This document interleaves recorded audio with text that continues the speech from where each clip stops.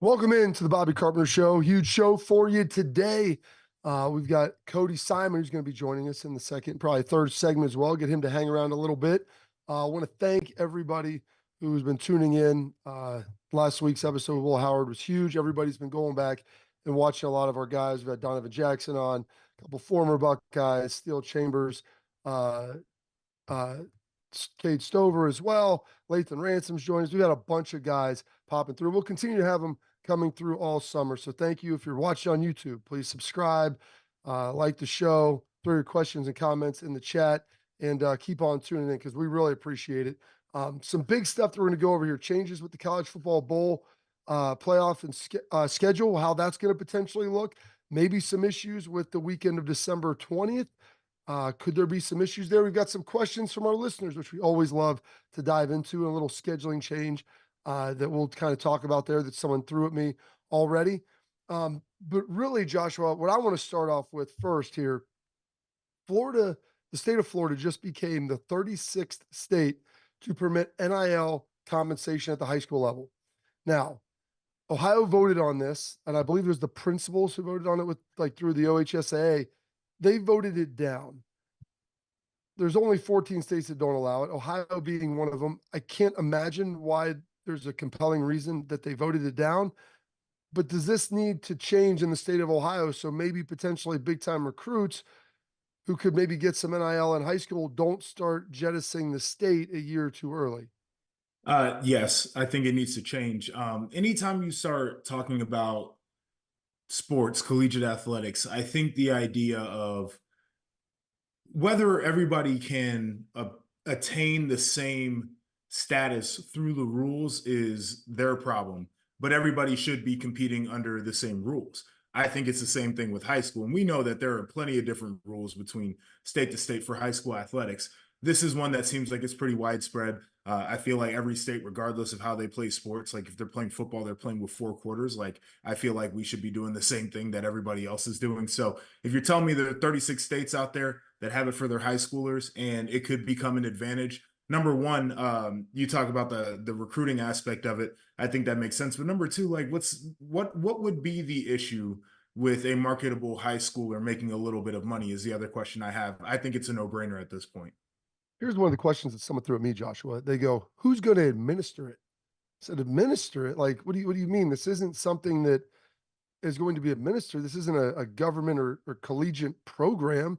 This is something where if you want to advertise with a student athlete in your local area, you're allowed to do that. If you're LeBron James and Nike wants to sign you to a deal when you're in high school, you sign the deal." Like people are acting as if there's some sort of levels of administration that need to be created before this happens. I mean, I'm even thinking about the little pocket that I grew up in. I'm at my parents' house right now, right down the street, Cheshire Market. I don't know if you know about it. They've got phenomenal pizza. They've been working with Mm. some of the high schools here in Olentangy for it seems like forever. And wouldn't it be cool if they could get a kid like, 250 bucks, 500 bucks to come on a weekend and make an appearance to host something and to give compensation to the young people. Like I think people are even looking at this like, who is the Fortune 500 company going to work with as a high schooler? I'm just thinking about the local aspect of it. And like Yeah. you've been to these games, you see how many people are buying advertisements at the high school games. Like you would think that if they're Olentangy just had a 4-star quarterback that's playing in the Big Ten next year, you would think that he could get a little bit of money from some of these local businesses. That wouldn't be the worst thing ever.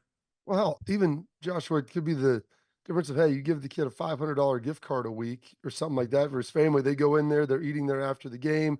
It drives other students in there. Like this is how it was organically supposed to work. Right. And you remember the Titans where they're going on the winning streak, and it's like, Titans eat for free. Those guys all And then come they in ate too there. much. Yeah, clean it out. But like that's the reason people do that. It's getting back, getting involved, but also like Yeah. it's going to help drive business, drive awareness about their brand. And whether you said it's Nike, which you're talking about, maybe a handful of kids a year across the country to these big companies, really it's going to be more of these small local companies, whether it's a local insurance agency, a real estate sales, like things like that, restaurants, athletic wear store, like all those things. That's to me what it really looks at. And So here's the deal with Florida, with what they can do. All deals must be done independent of their school and cannot use their school's logo uniform without written permission, which obviously Great. makes sense. It's the case in college too. Student athletes are banned from endorsing alcohol, gambling, weapons, and tobacco products. Well, Great. most of them aren't 18, so that eliminates alcohol and drinking. Anything there, you get the gambling as well, and firearms. I think that's fine as well because you're supposed to be 18 to be able to purchase those. So like all that stuff inherently makes sense. And so the rules are simple. Keep it simple. Let it operate. But speaking of, before we get to Cody, Charlie Hull, women's golfer, I believe she's British, playing in the U.S. Women's Open over in Lancaster, Pennsylvania. They've got a sweet picture of her going and signing autographs for the kids. Love the engagement, love the interaction. Her just ripping the heater with it Sure. just hanging on her lip, like no hand up Absolutely. to it, signing autographs, smoking. And they asked her about it then. And she said she's taking up smoking now because she wants to get off, I believe, the strawberry The flavored or vapes. the grape vape Yes. or whatever it is. I'm like, Yeah. she goes, you can't smoke everywhere, but you can vape everywhere. So this is going to ease me off of it. I feel like we maybe have lost the plot to society. I thought vapes were supposed to be in place of the cigs. We've come full circle, right? Like, we thought that we were eliminating one thing for something that maybe was less harmful. And then people started to figure out maybe we don't know all that we're inhaling when we use a vape, and the idea that I can get the nicotine hit anytime I want it. No. I got to put myself on a nicotine diet. So what I'm going to do is go back to the traditional tobacco products because I can't use those everywhere. Can't walk around the office with a mouthful of dip. You can walk around the office with some Zins in. I think it makes a little bit of sense for what she's trying to achieve here. So you got to get off the Zins. You get back to the normal dip. I heard a story where F.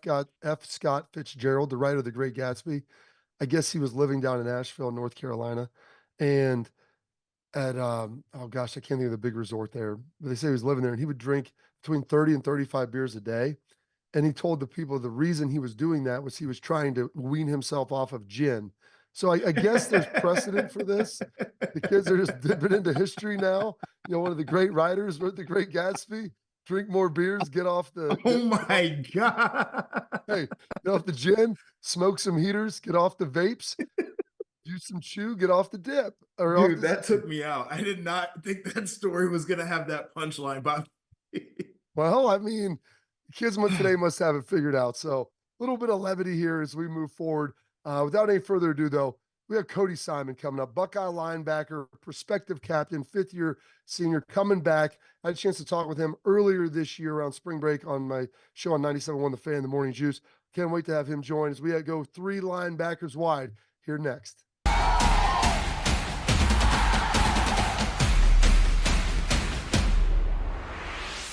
Welcome back into the program. Excited here to now be with one of my favorites, linebacker Cody Simon. Anytime we can get more linebackers on the show, Joshua, besides you, myself, and Schlegs, it's always a benefit. Cody, we're trying to get a hold of you this week to get you on here, changing up workouts a little bit. I know Mick likes to kind of keep everything moving around. They've got camps and stuff out there. So said you guys are going in the afternoon. What we got going on with the workouts on Friday? We just like to, we talked about it in the off season, just trying to change things around to be able to be closer together as a team and really just kind of instill that community aspect of our team and get better leadership and really create more interesting workouts. And so we had I feel it's the first time since COVID, really, we lifted out on the field and it was a great time. Guys are competing. We had little races at the end. So, it's a great time and, it allows the guys to get better and to grow this closeness that you need as a team to really go the distance. So, yeah. So you had some races. I mean, with these position groups, who's the fastest linebacker? You can say this because we know it's not you. So, I mean, there's got to be someone in there who won this thing. Well, it wasn't like races; it was more like sled pushes. So that's okay. When you get That's more your deal, though. That's you got my the style, yeah. But yeah, we've squad competitions and we've been doing it for years now. So different position groups go against each other, and it's really just to test out really how hard can you go for however long you need to go for it. There's no set time for how long you're pushing, and I think it really builds that toughness. And when you don't know the end, it's kind of, that's when it really sucks. But it was a great time though. Guys really pushing hard, working hard. Yeah, when you don't know the end is when you really find out who the guys are too. And I felt like that was always one of the things that I appreciated about some of the change up workouts there. But you're back for one more ride in Columbus, Cody. Couldn't have been a decision that you took very lightly. So tell us about that decision to come back and say, I want to do one more in Columbus. Yeah, there's a lot of goals that you come into college with, or at least I do. And, I felt like they weren't met to the standard that I wanted to be at. And as I've been here for these past 4 years, like I feel like I've matured a lot more than I really expected to, and I've come to appreciate a lot of the little things that Ohio State and Columbus has to offer. Just developing me as a human being, as a man, and I think that leaving on that note wasn't the right thing to do. And really, I had a lot of difficult conversations with my family, and one of the biggest things I just wanted to kind of rally the troops. I don't want to take credit for anything, but I wanted to be one of the guys they could look to. Is like, all right, he's coming back, so now we could all come back. Like, I don't take credit for any of that, but I think when people started to realize that we could really do this if we had another shot, and I'm just happy that the other guys, they made some really tough decisions, and I commend all the other guys who came back, because it's not easy to leave all that on the table and come sacrifice it for one more shot. So I really appreciate all the guys on this team. Hey, listen, you could take a little credit. I mean, you were one of the first guys out there. It's okay. Like your first mover position. I get it. Someone had to make the first move. I know Jack Sawyer was right there with you, but you guys were kind of two of the guys very early on that ultimately decided to, make that move. And Joshua, I was around when you were getting recruited, around when Cody was getting recruited. We had, lunch or breakfast at Hangover Easy right there over on Neal Avenue 5 years ago, which seems now it's interesting, Cody. It seems like it was like a week ago, and then there's days where it seems like it was a decade ago, just how time goes quickly. But talk a little bit about, because we've had Lathan on, who's kind of in a similar situation to you, a guy who had some opportunities to play, some things have gone well, like maybe team success wasn't there, but the conversations that were had between guys that all decided to kind of come back, because Jack spoke to that as well. Yeah, I know. I mean, a lot of it, or me and Lathan and like Ty, we all came in together, and Mitch as well. Like, we have goals that we want to do, like to address it. Like we haven't done our main goal and beating the team in North. So that is something that it kind of like burns in your heart a little bit. And so any other shot you could really get back to do that for the Ohio, and do it for the team, and do it for the city, like it kind of eats at you. So I think, from the conversations I had with those guys like Ty and Lathan and Mitch and like even Josh Fryer, like that's one of those main things that like that team success is so important, and you want to be remembered somehow, and that's a way that we can put our stamp on Ohio State. And so, I mean, I love those guys for being vulnerable and making this hard decision. So, yeah, I think that's really why the main reason people wanted to really come back. You talk about that feeling of not having a win in that rivalry eating you up. And we had Jack on, and, he's a Columbus guy. He talked about it. I think Lathan really went there too, and was emphatic about how he feels. He mentioned the idea of sitting around guys who used to play that don't have gold pants. And like, you guys all obviously, like, it's inside of you. It's in your core, how you feel about it.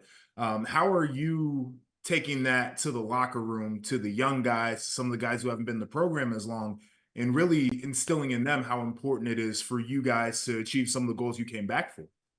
Yeah, I mean, and the interesting part about our team now is that nobody on our team has gold pants besides some of the staff. And so I actually appreciate the way Coach Mick's been, going into this offseason, because it's kind of like no one really knows what it takes right now besides some of the coaches. So,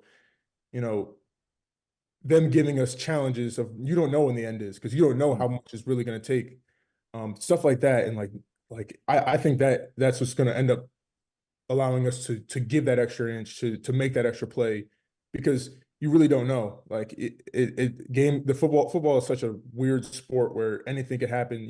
You have to control what you can control. And I think when we're able to go harder and give that extra inch, that extra effort play, I think it makes all the difference in the world. So, yeah. So, you're that old guy now. You had Tommy in there with you. You had Steele in there with you. Both of those guys are gone. You guys obviously shared a lot of time, 4 years with those guys. What's it like now being the old guy in the room? You've got Sonny, you've got CJ, and Nigel. I mean, you just have a bunch of young guys. That leadership position to you now all kind of rests on your shoulders. And I know there's younger dudes that are kind of stepping up, but you're that senior voice and kind of the lone voice in there that's been through a long time. I mean, how have you kind of adapted to that? And did you talk to Tommy and Steele when they left? I mean, kind of taking that ceremonial torch. I know you guys are all close, but what's that been like? Yeah, I mean, the biggest thing for me is when I got here, I wanted to be a sponge. So I got here when Tuff and Pete were here, and Yeah. Darren and Hilly. So I watched them, like I tried to mimic everything they did because they were ultimate leaders, ultimate players. I can't say enough good things about those guys because they showed me really what it's supposed to look like. And so I've just been trying to take what I learned from them and kind of continue it into how can I develop these new guys. We got some really talented guys on our team, and football linebackers, as you guys know, is not an easy position. So especially learning with Tommy and Steele, like and Coach Knowles has helped us a lot. We're just trying to figure out the little ways so you can always get better. There's always little, whether it's footwork, seeing play in film, or something else. But I think those young guys, they're gonna be so important for us this year, and it's a longer season this year, so we're just trying to stay healthy and everyone to be able to contribute this whole entire season. And I'm excited for the season, really. So before we get out here, take a quick break. You played with Hilliard, right? Yes. Yeah. Joshua, did you play with Hilliard? I believe so. That is remarkable. I mean, but part of that's because Cody, you're in your 5th year, and Hilliard played for I think 6. He was here forever. That is, yeah. I didn't think we were going to get to that on the show, but the fact that I was just sitting there thinking about those seniors that year and Hilliard being with those guys, that is absolutely bridging the gap. Justin Hilliard is the guy bridging the gap. He's the glue guy. Awesome dude. The glue in the middle. All right. We're going to take a quick break. We're going to come back, talk a little bit about Cody, everything he's got going on this offseason, graduation, where he's at in school, all that stuff. We got that coming up here next on the Bobby Carpenter Show.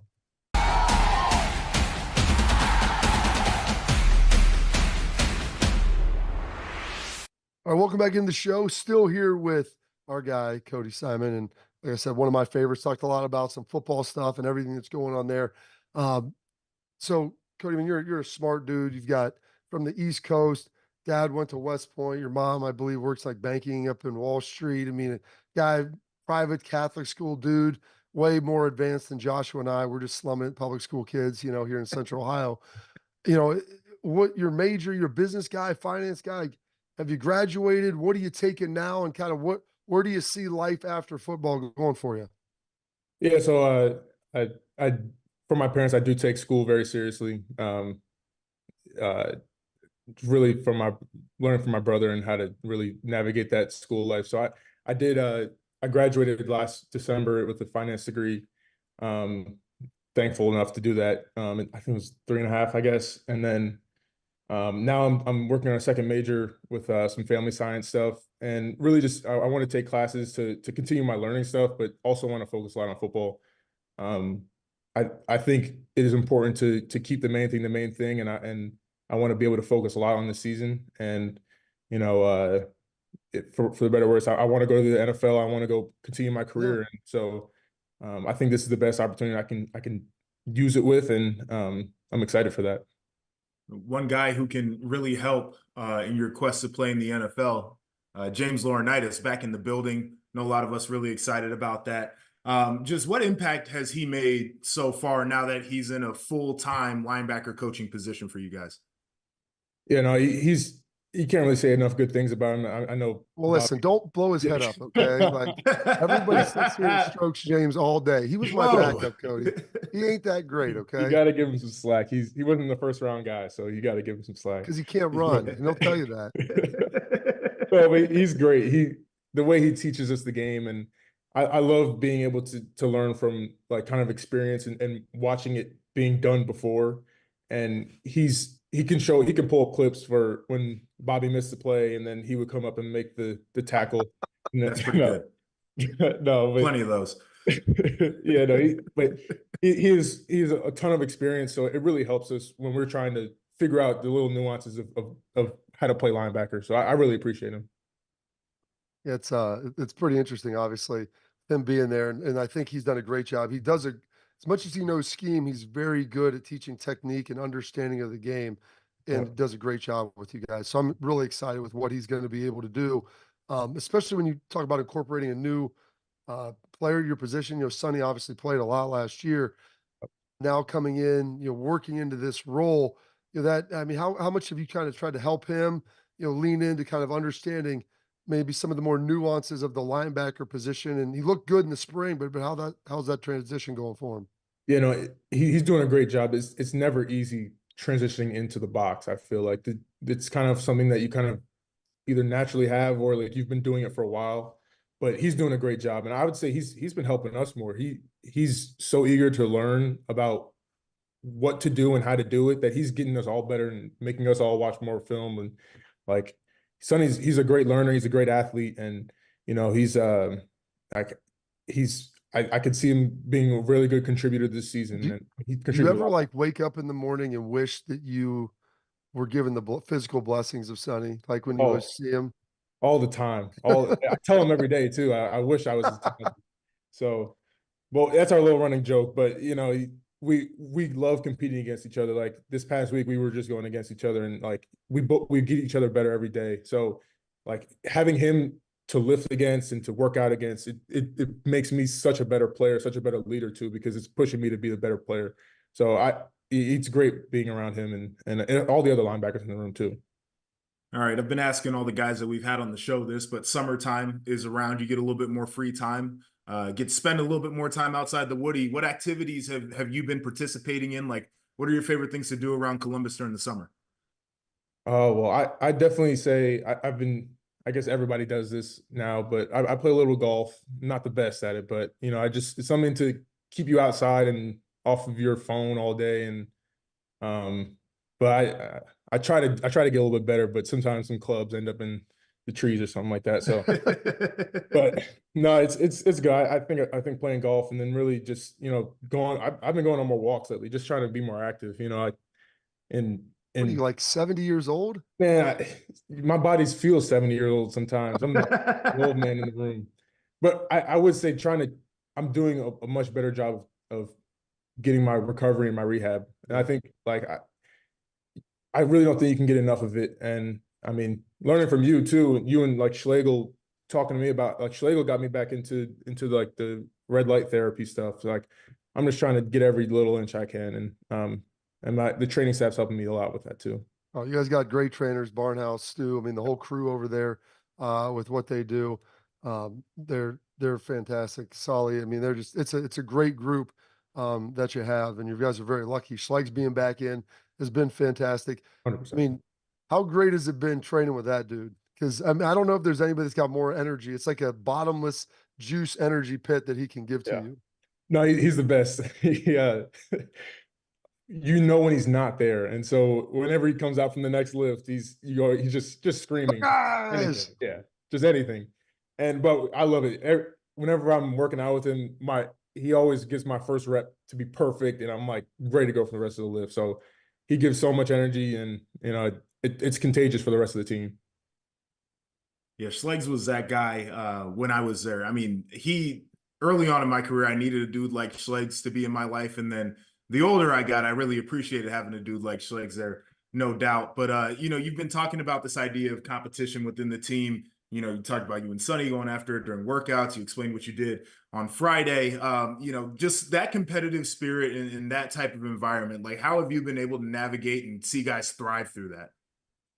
Oh yeah, it's no secret that competition really brings the best out of guys, and it's a work in progress getting guys to really like that's your brother, that's your teammate, but like going as hard as you can to destroy that person because like when it really comes down to it, you want them to destroy that teammate, the opponent, and so I'm I think it's brought the best out of a lot of our players because sometimes when you're just working hard, you don't really get the best out of it, because you're just working. You think you're working hard, but when someone's out there trying to beat you, it kind of puts a little bit of monkey on your back. Like, I can't lose. Like, that thought of losing is so bitter that you don't want to experience it. So I think that's what the competition is really just bringing out. Like, you want to win so bad, and you want every single part of your life, you want to win so bad. And I think the more we do it, the better it'll be for us in the future. Absolutely. One quick question, one other quick thing before we get going. But Bill Parcells told me this. He told like not our team, he's like, don't ever confuse activity with achievement. And sometimes you get caught in, no matter how hard you think you're working. So pitting that winner, loser. I mean, it's nobody wants to be the loser point. And hey, remember, Fridays and Mondays count double on weigh-ins, Cody. Like, that's big. So 100%. get the weight right. You'll be ready to rock. You play a lot of golf. Do we stream any shows? Is there like movies we're watching? Like, you can't be taking walks and playing golf all day. I mean, you're not freaking 70 years old yet. So like, what are we streaming? What are we getting into? No, I am. I've been watching for a while. I guess it's a show called Billions. I don't know. Yes. Yeah, I watched. Bobby Axelrod. Bobby Yeah, Ax, man. Yeah, I think I needed it too, because I'm learning a little bit about investing and everything. Yeah, but real finance, what he's doing over there. That's good stuff.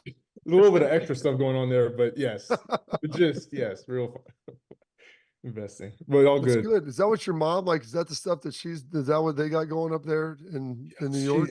She's in a whole different world. I don't really know what she's just dealing with clients. That's all it is. But it's a crazy world. But she's great at it. So I don't know what she's planning on doing after that. But I appreciate all she's done, because she's helped me get to where I'm at so far. Her and my dad. Great job. You got great parents, man. You're doing a great job out there. Keep it up. Excited to see you here this week, working out in the weight room, doing some good things. So you guys enjoy the rest of your day. Have a good one, man. And we'll circle back up here before too long. Coming up next, we got some news on Corey Lindsley, former Ohio State center, how good he was, and some news about the CFP playoff and what that's going to ultimately look like with some of the dates as well. Here, coming up next on the Bobby Carpenter Show.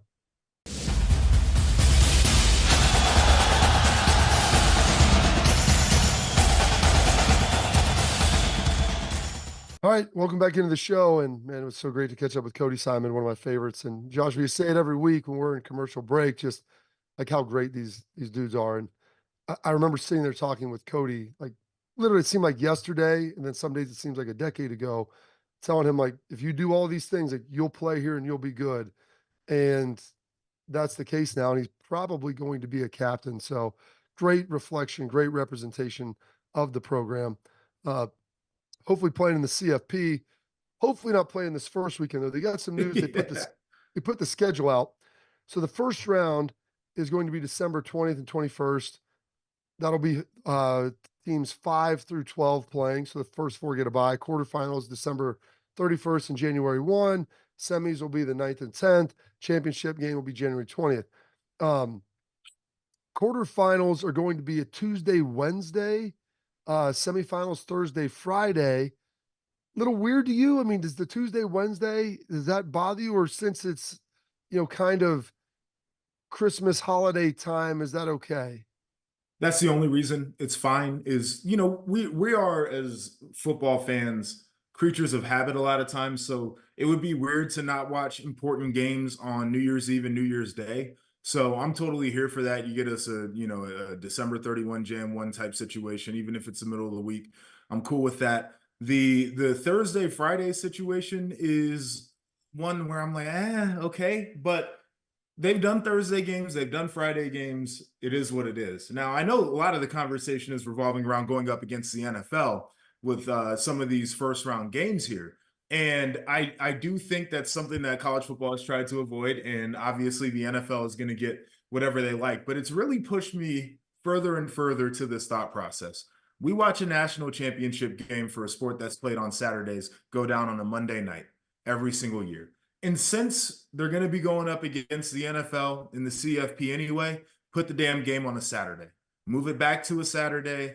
Play a college football championship on a college football day, regardless of what the NFL is doing, since you're going to be up against the NFL games during the college football playoff anyway. That's where I'm at right now. 2 things with this. Number one, also with this, Army Navy they're no longer going to be the only game played on that second Saturday of December, which, Cody's dad went to West Point. I mean, it's to me, if you've ever never gone to an Army Navy game, it's one of like the best experiences you'll ever have. Like, It's on my bucket list. some of the great men and women we have in our country, all they're serving and the men playing in the game, tremendous.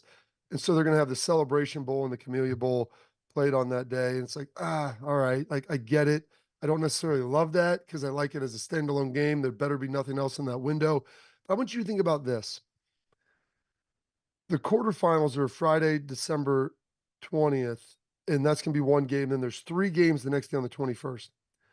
2 of the games the NFL is going to be going against, they'll have Baltimore and Pittsburgh, I believe, and then Houston and Kansas City. Those are 2 big marquee games. Yep. I think it's very conceivable that you could see Penn State and Texas both playing in that Saturday time window. And heaven forbid, if the games fall, that those guys fall on the same time and maybe one of them has a home game. I mean, you're going to be talking about, there's one thing that politicians know is a winning vote. It's college sports and local team sports for your district. There's going to be people barking up the governors of Texas and PA. Oh, no doubt. If they've got those games playing against other great NFL games. All right, so let's talk about that. So you know that there is a law that's in place that the NFL cannot play on Saturdays during the fall. That's why I think it goes to the second Saturday in December, I believe. Exactly. So that's why you don't get the NFL games on Saturdays until late in the year when college football is typically over. And it's because people understand the importance of, we need to make sure that this can stand on its own and people really give a damn about the schools that they went to, juxtaposed against the understanding that the NFL is the NFL and they're going to get the numbers because it is the NFL. And so I wouldn't be shocked if we saw some intervention politically to try to separate these 2 things, because this already happened. This already exists for a reason. It's so unique to think about, but I'm kind of at a point where I feel like the NFL is basically like, you know what, we're going to try to take whatever we can take regardless. And I just don't think that college football should try to plan around that anymore. If anything, let's go all in. So the NFL is basically like my daughter, who is basically like the caliphate. They're going to grab all unclaimed ground and just continue to take and gobble it up. Joshua, if the college football didn't have games there, you know what? We're going to take this. We're going to take this Saturday. Hey, NBA, we don't care that you're on Christmas. We're just going to come in and grab that from you and just annex that into what we're doing as well. Well, if it's Wednesday night, who cares? We'll make the teams play 2 Thursday night games and then flop those teams and play them on Christmas Day. It's all good. Like, we'll figure out a way to ultimately get it done. And it's ruthless. It is. And they got it. They're the biggest bully. The NFL is first, second, third in viewing for sports, but then 4th is college football. So they've got to get this figured out sooner rather than later. All right. I promised Corey Lindsley, we're going to get to that next. I'll throw that into the tailgate talk because we get to answer a lot of your questions, some fired away. That's going to be brought to you by Garage Beer. So we've got that coming up next.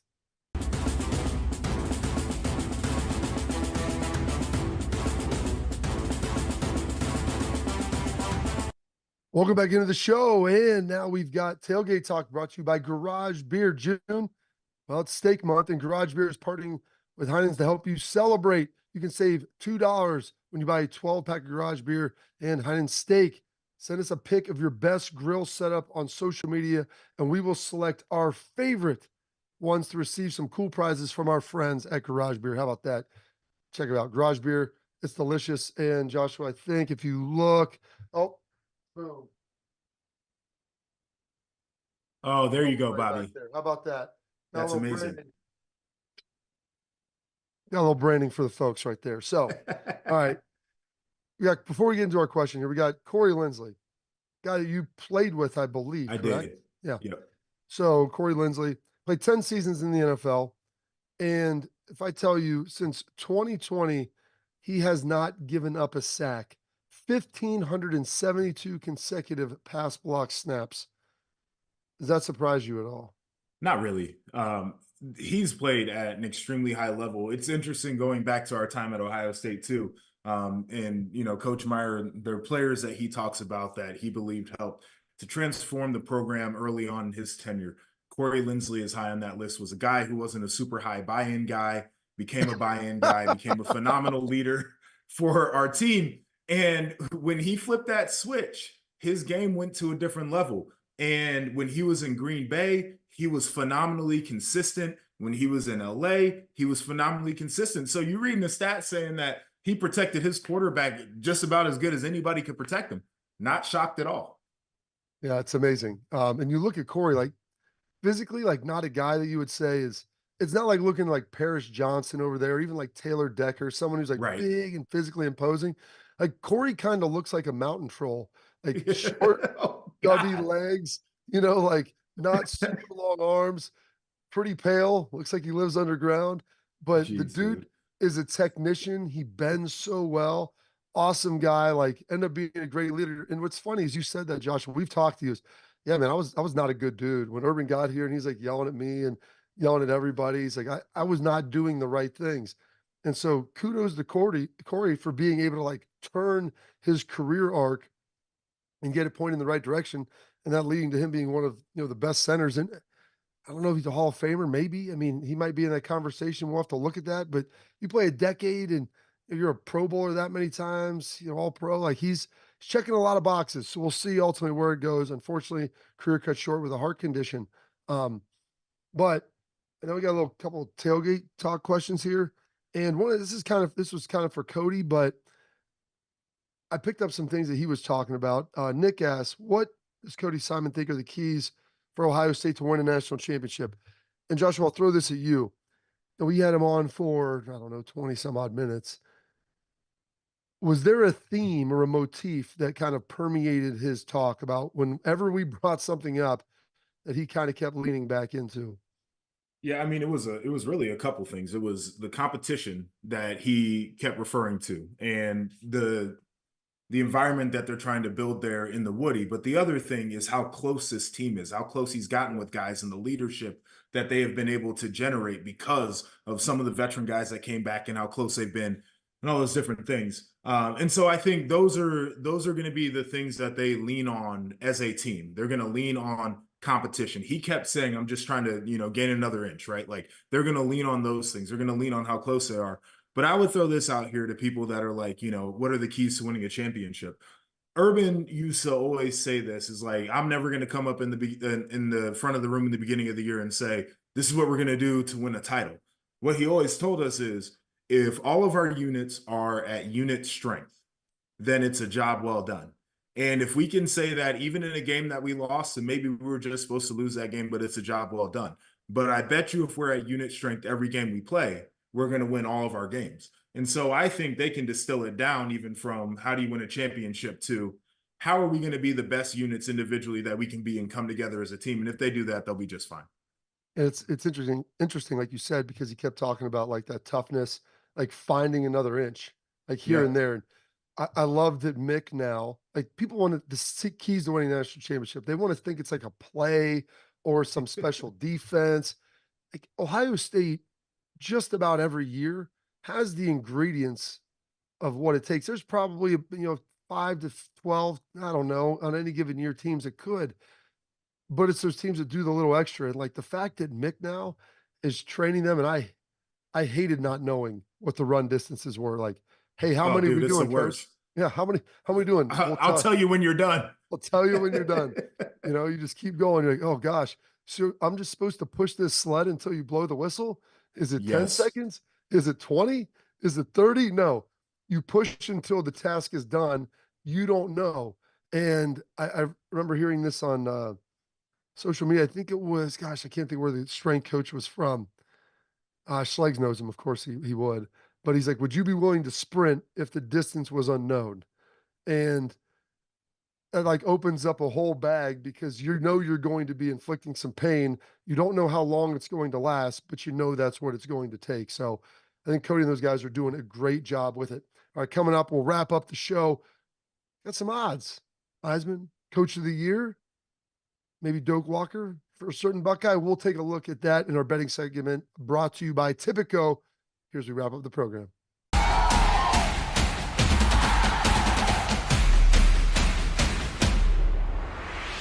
All right, final segment of the program. Thank you for tuning in today. Man, Cody Simon was absolutely phenomenal.